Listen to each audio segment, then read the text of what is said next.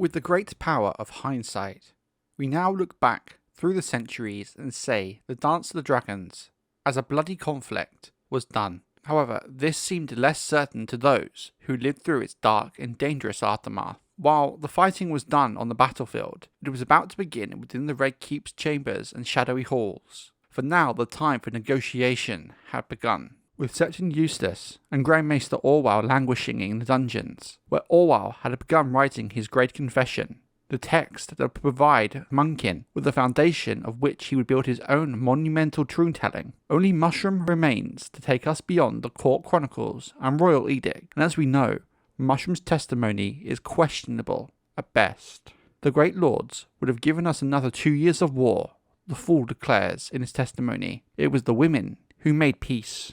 Black Alley, the Maiden of the Vale, the Three Widows, the Dragon Twins. 'Twas them that brought the bloodshed to an end, and not with swords or poison, but with ravens and words and kisses. The seeds into the wind by Lord Corlys Velaryon, during the false dawn, had taken root and borne sweet fruit. One by one the ravens returned, bearing answer to the old man's peace offers. Castle Rock was the first to respond. Lord Jason Lannister had left 6 children when he died in battle, 5 daughters and 1 son, Lauren, a boy of 4. Rule in the West had therefore passed to his widow, Lady Joanna, and her father, Roland Westerling, Lord of the Crag. With the Red Kraken's longships still menacing their coasts, the Lannisters were more concerned with defending Case and retaking Fair Isle than renewing the struggle for the Iron Throne. More so now, when both Aegon and Rhaenyra were dead and gone. Lady Joanna agreed to all the Sea Snake's terms, promising to come to King's Landing herself to do obedience to the new king on his coronation, and deliver 2 daughters to the Red Keep, to serve as companions to the new queen and hostages to ensure her future loyalty. She agreed as well to restore the portion of the royal treasury that Tyler Lannister had sent west for safekeeping, providing that Sir Tyland himself was granted a pardon. In return, she asked only that the Iron Throne command Lord Greyjoy to crawl back to his island, restore Fair Isle to its rightful lords, and free all the women he'd carried off, or at least those of noble birth.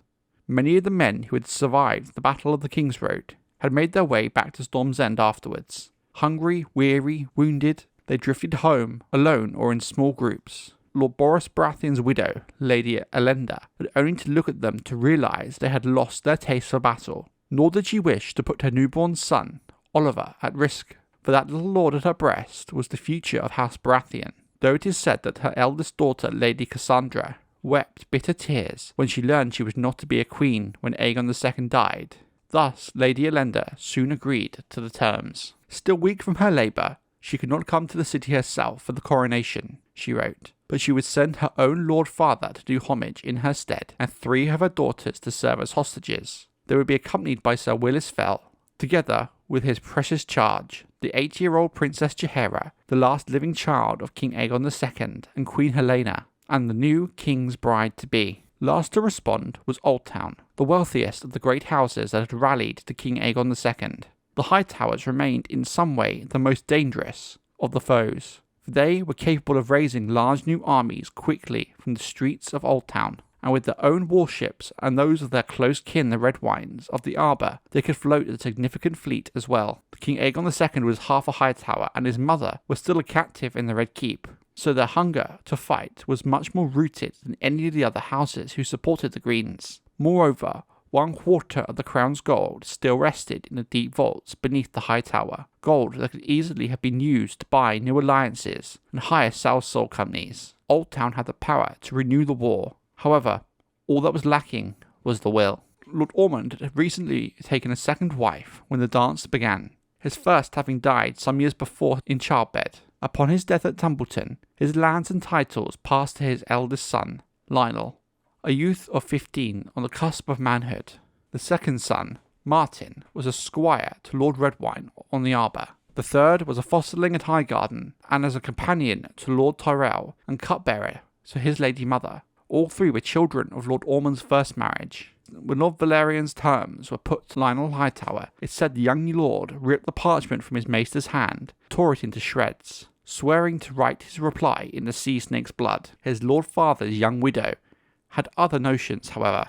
Lady Samantha was the daughter of Lord Donald Tarley of Horn Hill and Lady Jane Rowan of Golden Grove, both houses that had taken up arms for the Queen during the dance. Fierce and fiery and beautiful, this strong-willed girl had no intention of giving up her place as the Lady of Oldtown and mistress of the Hightower. Lionel was but 2 years her junior, and had been infatuated with her since she first came to Oldtown to wed his father. Whereas previously she had fended off halting advances, now Lady Sam yielded to them, allowing him to seduce her, and afterwards promising to marry him, but only if he would make peace. "For I would surely die of grief should I lose another husband," she said.